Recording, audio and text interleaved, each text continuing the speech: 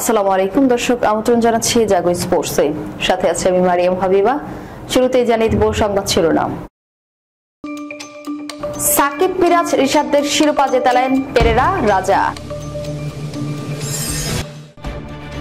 পাকিস্তান সফর থেকে ছিটকে গেলেন মুস্তাফিজ, ডাক পেলেন খালেদ। ধোনির শেষ ম্যাচে জিতল চেন্নাই, সেরা দুইয়ে থাকা নিয়ে শঙ্কায় গুজরাট। আইপিএলে রশিদ খানের লজ্জার রেকর্ড। শুনছিলেন সংবাদ শিরোনাম, এবারে বিস্তারিত। শেষ দিকে একের পর এক দুর্দান্ত ম্যাচ খেলে ফাইনালে জায়গা করে নিয়েছিল বাংলাদেশের তিন ক্রিকেটার সাকিব আল হাসান, মেহেদী হাসান মিরাজ ও রিশাদ হোসেনের দল লাহোর কালান্দার্স। আজ ফাইনালেও দুর্দান্ত খেলে কোয়েটা গ্ল্যাডিয়েটর্সকে ৬ উইকেট হারিয়ে শিরোপা পাকিস্তান সুপার লিগের শিরোপা জিতেছে তাদের দল। লাহোরের গাদ্দাফি স্টেডিয়ামে টস জিতে ব্যাটিংয়ে নেমে ২০ ওভারে ৯ উইকেটে ২০১ রান করে কোয়েটা। রান তাড়া করতে নেমে এক বল বাকি থাকতে ৪ উইকেটে হারিয়ে জয় তুলে নেয় লাহোর। রান তাড়ায় শুরুটা ভালো হলেও মাঝের ওভারগুলোর মনে হয়েছিল শিরোপা হয়তো আর জিততে পারছে না সাকিব, মিরাজ, রিশাদরা।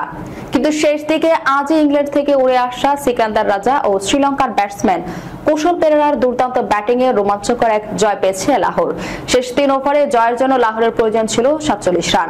সেই সময় খুররম শেহজাদের ওভার থেকে ১৫ রান তুলে নিয়ে হিসাব ঠিক রাখেন রাজা ও পেরেরা। মোহাম্মদ আমিরের করা পরের ওভারের প্রথম বলে ৪ মারেন পেরেরা। এরপর আমির দুটি ওয়াইড দেন ও একটি লেগ বাইরে রান হয়। পরের ২ বলে ১ রান দেন আমির, কিন্তু পাকিস্তান পেসারের শেষ ২ বলে পেরেরার একটি করে ৪ ও ৬-এ ১০ রান নিয়ে হিসাব সহজ করে ফেলেন। শেষ ওভারে বল করতে আসেন ফাহিম আশরাফ। আগের ৩ ওভারে ৩৪ রান দিয়ে ১ উইকেট নিয়েছিলেন তিনি। শেষ ওভারে লাহোরের প্রয়োজন ছিল ১৩ রান। সে ওভারে বোলিং করতে এসে প্রথম ডেলিভারিটি ওয়াইড দেন ফাহিম, কিন্তু পরের ৩ বলে দেন মাত্র ৪ রান। ফলে শেষ ৩ বলে ৮ রান প্রয়োজন হয় লাহোরের। পরপর ২ বলে ছক্কা ও ৪ বেড়ে ব্যাট শেষ করে ফেলেন রাজা। জয় নিয়ে মাঠ ছাড়ার সময় রাজা অপরিচিত ছিলেন ৭ বলে ২২ রান করে। পেরেরার রান ছিল ৩১ বলে অপরিচিত ৬২।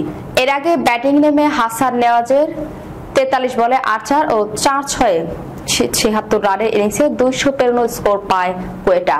দলের পক্ষে ২২ বলে ৬-৪-এ দ্বিতীয় সর্বোচ্চ ২৯ রান করেন আভিস্কা ফার্নান্ডো। লাহোরের পক্ষে ২৪ রান দিয়ে সর্বোচ্চ ৩ উইকেট নেন শাহিন আফ্রিদি। ২টি করে উইকেট সালমান মির্জা ও হ্যারিস রৌফের। ১টি করে উইকেট নিয়েছেন বাংলাদেশের রিশাদ ও জিম্বাবুয়ের সিকান্দার রাজা। বাংলাদেশের ২ অলরাউন্ডার সাকিব ও মিরাজ এদিন লাহোরের একাদশে ছিলেন না। আরব আমিরাতের বিপক্ষে প্রথম ম্যাচ খেলে মুস্তাফিজুর রহমান চলে যান ইন্ডিয়ান প্রিমিয়ার লিগে। সেখানে দারুণ পারফরমেন্স করা বাঁহাতি পেসারকে নিয়ে পাকিস্তান সিরিজের ছক যখন কষছিল বাংলাদেশ, সেই সময় এলো দুঃসংবাদ। বুড়ো আঙ্গুলের চোটে ছিটকে গেছেন মুস্তাফিজ। তার বদলে উড়িয়ে নেওয়া হচ্ছে আরেক পেসার খালেদ আহমেদকে। রবিবার রাতে এক সংবাদ বিজ্ঞপ্তির মাধ্যমে বিষয়টি নিশ্চিত করেছে বিসিবি। মুস্তাফিজকে পাকিস্তান সফরে দলের সঙ্গে যোগ দিতে পারছেন না। শনিবার আইপিএলে দিল্লি ক্যাপিটালসের শেষ ম্যাচে বল করার সময় ফিরতি শট ঠেকাতে গিয়ে বাঁ হাতের বুড়ো আঙ্গুলে ক্লিফ ফ্র্যাকচার হয়। অন্তত ২ সপ্তাহ মাঠের বাইরে থাকতে হবে তাকে। সংবাদ বিজ্ঞপ্তিতে জাতীয় দলের ফিজিও দেলোয়ার হোসেনের বরাত দিয়ে বিসিবি জানিয়েছে, গতকাল ইন্ডিয়ান প্রিমিয়ার লিগে নিজের শেষ ম্যাচ খেলার সময় মুস্তাফিজ বাম হাতে থাকা ক্লিফ ফ্র্যাকচারে আক্রান্ত হয়েছেন। এই আঘাত থেকে সেরে ওঠার তার বিশ্রাম ও পুনর্বাসনের প্রয়োজন।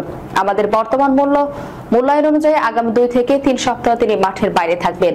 ২ সপ্তাহ পর আমরা তার সুস্থতার অগ্রগতি পর্যালোচনা করে আবারও মূল্যায়ন করব।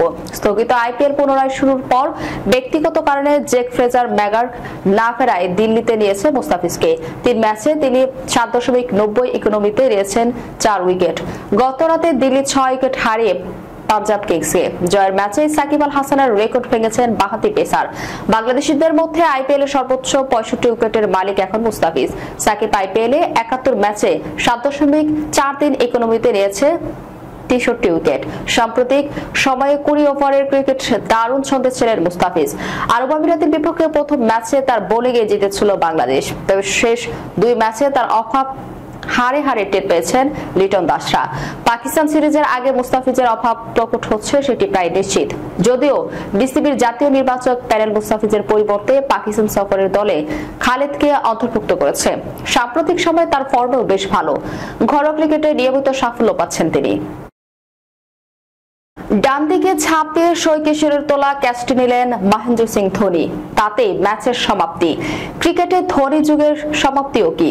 আহমেদাবাদে আজ ধোনি ওই ক্যাচটি নিতেই শেষ হয়েছে এই মৌসুমের চেন্নাই সুপার কিংস এর পথ চলা। আগামী মৌসুমে ধোনি আইপিএল এর ফিরবেন কিনা কে জানে। ম্যাচ শেষে ধোনি বলেছেন 4-5 ম্যাচ পরে সিদ্ধান্ত নেবেন পরের মৌসুমে খেলবেন কিনা। যদি আর না খেলেন তবে এটাই হয়ে থাকবে ভারতীয় বিশ্বকাপ জয়ী অধিনায়কের শেষ আইপিএল ম্যাচ।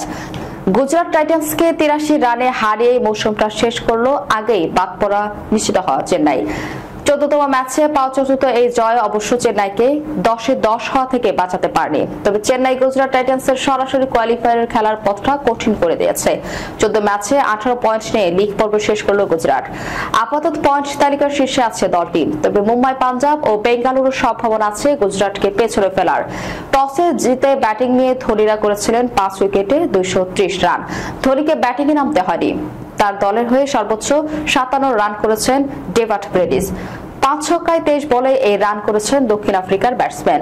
এছাড়া ডেভন কনে 35 বলে 52, আয়ুষ মাত্র 17 বলে 34, উর্বিল প্যাটেল 19 বলে 37 ও রবীন্দ্র জাদেজা 18 বলে 21 রান করেন।